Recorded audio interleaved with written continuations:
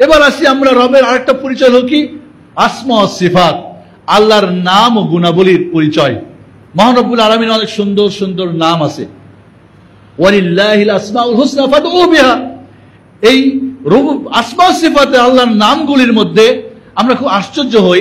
এক জায়গায় খুতবা দিলাম, নামাজের পরে ওস্তাজি মুলবি সাহেব কি বলে, ইমাম সাহেব দাঁড়িয়ে বলে বসে যাবেন, তাবারক আছে, তাবারক খেয়ে যাবেন।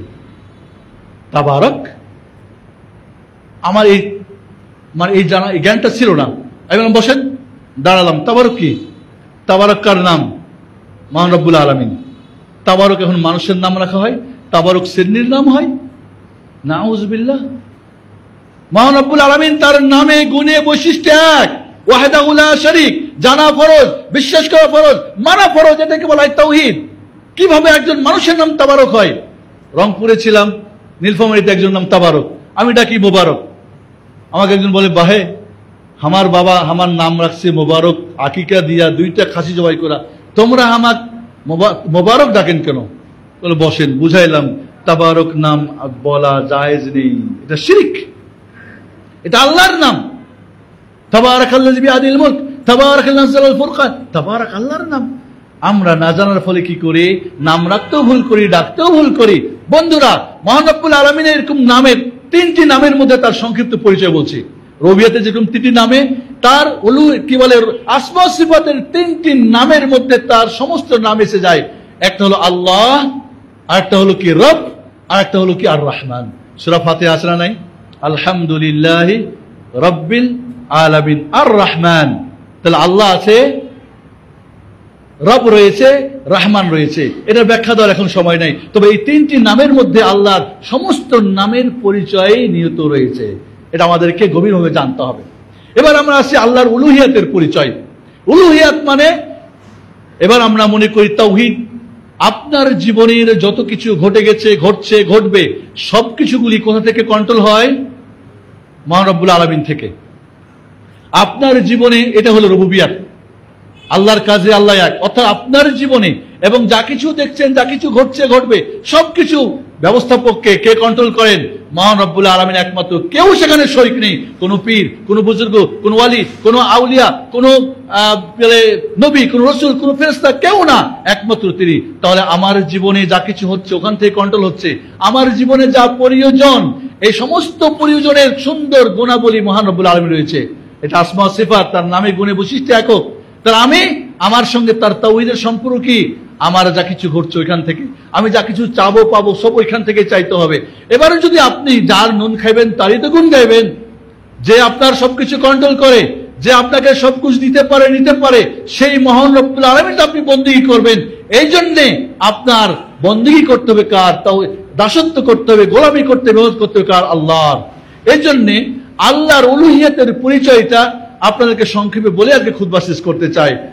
আল্লাহ যখন শব্দটা কানে শুনবেন, খেয়াল করেন আমার সাথে, আল্লাহ আজানে শুনেন, ইকামতে শুনেন, কোরআনে পড়েন, কোথাও মসজিদে লিখা দেখেন, বা আপনি বলেন, আল্লাহ শব্দটা যখনই শুনবেন তখন কি কি করতে হবে খেয়াল করেন।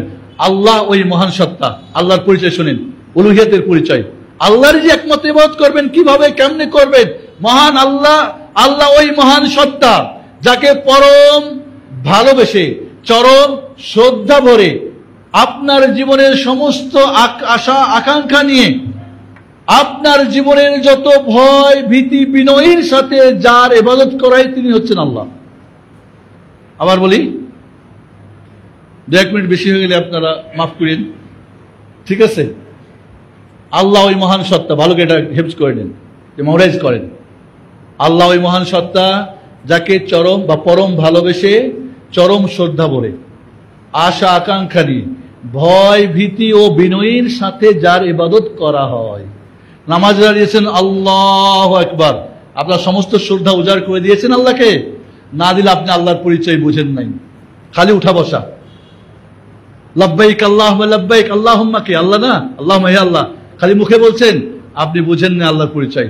যখনই আল্লাহ বলেছেন, আল্লাহু আকবার শুনেছেন, আপনার যত ভালোবাসা সব উজাড় করে দেন মহান আল্লাহকে। আপনার যত যত শ্রদ্ধা সবকিছু তাকে দিয়ে দেন। আপনার যত আশা আকাঙ্ক্ষা চাওয়া পাওয়া সবকিছু তার কাছে তুলে ধরেন। আপনারা যত ভয় ভীতি যত বিনয় সবকিছু তার কাছে বিলীন হয়ে যান। তিনি হচ্ছেন আল্লাহ। আমরা এইভাবে ইবাদত করতে পারি না, কারণ তাওহীদে আমাদের সমস্যা রয়ে গেছে।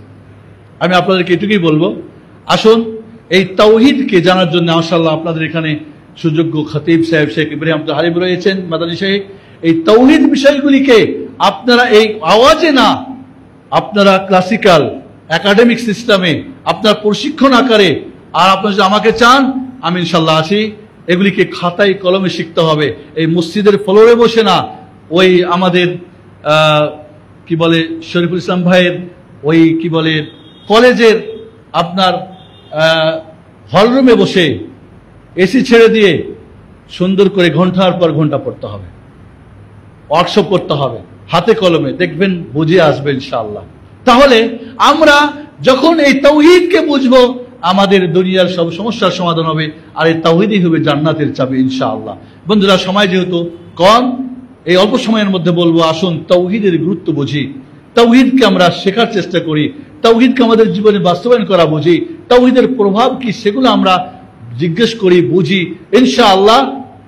আমার একটা বই আছে, তাওহীদ ও তার উপকারিতা, তাওহীদ ও তার উপকারিতা। আর একটা বই হলো শিরক ও তার অপকারিতা, আর একটা বই হলো সুন্নত ও তার উপকারিতা, আর একটা হলো বিদআত ও তার অপকারিতা। আমি বলি চারটা জিনিস যে বুঝে না সে ইসলাম বোঝে না। একটু আগে যেরকম বলেছি, তাওহীদ রিসালাত তাকওয়া আখিরাত বোঝে না, ও ইসলাম জানে না, ও জানে না, মূর্খ। ও যেটুকু জানে ওই জানায় কোনো কাজ হবে না। ঠিক এইভাবে যে সুন্নত, এবং কারণ সুন্নত আর তাওহীদ হলো পজিটিভ জান্নাতের চাবি, আর শিরক আর বিদআত হলো নেগেটিভ জাহান্নামের চাবি। দুইটি তার যদি পজিটিভ হয় বাতি জ্বলবে? জ্বলবে না। নেগেটিভ হয় জ্বলবে। আর নেগেটিভ পজিটিভ যে এক জায়গায় করে দেন জ্বলবে, বাট কি ফায়ারিং, আগুন জ্বলবে, বাতি জ্বলবে না। ঠিক না ঠিক? তাহলে যদি নেগেটিভটা নেগেটিভে থাকে, পজিটিভটা পজিটিভ থাকে, তখনই বাতি জ্বলবে। ঠিক না ঠিক? অর্থাৎ তাওহীদকে যদি আমরা পজিটিভ করতে পারি, শিরককে নেগেটিভ করতে পারি, সুন্নতকে পজিটিভ, বিদআতকে নেগেটিভ, তখনই আমাদের দুনিয়াও বাতি জ্বলবে, আখিরাতেও বাতি জান্নাতের জ্বলবে ইনশাআল্লাহ। আর নয় দুনিয়া আগুনে জ্বলবেন আর আখিরাতেও জাহান্নামের আগুনেও জ্বলবেন, যে জাহান্নামের আগুনের তাপমাত্রা হবে 2,80,000 পর। আর কিয়ামতের রৌদ্রের তাপে যেই তাপটা হবে 6,000 সেলসিয়াস ডিগ্রি, সেখানেই থাকতে হবে। নামাজ পড়ে রোজা পড়ে কাজ হবে না। মক্কার জাহেলিয়াতের আবু জাহল আবুল আহাবরা প্রতিবার হজ করত, ওমরা যখন তখন করত, এরা কুরবানি করত, এরা আকিকা দিত, হাজিদেরকে পান করাতো। এখন গিয়ে কি কোনো হাজি ইহরামের কাপড় ফেরি পান? মক্কায় গিয়ে তারা হাজিদেরকে ইহরামের কাপড় কি করত? গিফট করত। ওরা ইহরামের কাপড়ই সারা বছর পরে থাকতো, ওদের কাপড়ই ছিল ইহরামের কাপড়। আবু বকর, ওমর, উসমান আর মুহাম্মদুর রাসূলুল্লাহ সাল্লাল্লাহু আলাইহি ওয়াসাল্লামের পোশাক ইসলাম গ্রহণের পরে আর আবু জাহল আবুল আহাবের পোশাকে কোনোই পার্থক্য হয় নাই। পার্থক্য হয়েছে কোথায়? ভিতরে, তাওহীদে। ওরা থেকে গেছে শিরকে, এরাই শিখছে তাওহীদে। এই জন্য বন্ধুরা, আজকে আমরা বাহ্যিক নিয়ে অনেকে ব্যস্ত হয়। কেউ দাড়ি নিয়ে, কেউ টুপি নিয়ে, কেউ পাগড়ি নিয়ে, কেউ কালা টুপি, কেউ সবুজ টুপি, কেউ কি বলে আপনার অমুক তমুক, এই নিয়ে আমরা ব্যস্ত। তাওহীদের নিয়ে আমাদের মাথা ব্যথাটা যেন কম। আর এখানেই খেয়েছি আমরা মার। বন্ধুরা, আসুন আমি আপনাদেরকে উদাত্ত আহ্বান জানাবো, তাওহীদকে জানার এবং মানার আমাদেরকে ব্যবস্থা করতে হবে। আমাদেরকে এই ধরনের প্রশিক্ষণ, বইপত্র, বিভিন্ন ইয়েতে আমাদেরকে কলেজে, ইউনিভার্সিটিতে, হাটে ঘাটে, মসজিদে, মাদ্রাসায়, সব জায়গায় তাওহীদের দাওয়াতকে বলবান করতে হবে। যারা এই তাওহীদের দাওয়াত দিচ্ছেন তাদের সাহায্য করতে হবে, সহযোগিতা করতে হবে, ওদের পাশে দাঁড়াতে হবে। ইনশাআল্লাহ বাংলার মাটি তাওহীদের মাটির জন্য উপযুক্ত, বাংলার মানুষ তাওহীদের জন্য উপযুক্ত। আল্লাহ রাব্বুল আলামিন যেন সেই তৌফিক আমাদেরকে দান করেন। أقول قولي هذا أستغفر الله لكم وأستغفر المسلمين واستغفروا سبحانه محمد وعلى آله وصحبه وبارك وسلم. بارك الله لنا في القرآن العظيم ونفعنا وإياكم بالآيات والذكر الحكيم إنه تعالى جواد كريم مالك رؤوف رحيم.